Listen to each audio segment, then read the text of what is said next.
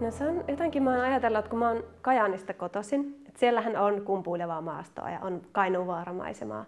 Mutta sitten mä oon myös matkustellut ja asunut ulkomailla pienenä, että semmoinen fuusio näiden kahden välillä.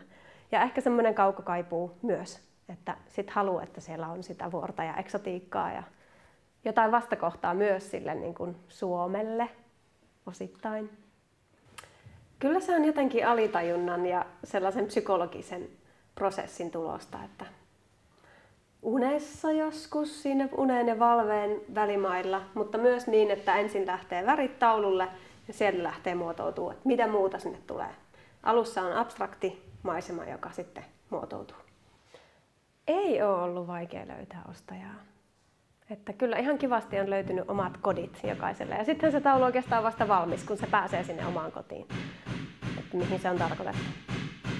Ja mielelläni otan takaisin kotiin, jos ei, mutta ei ole vaikea ollut.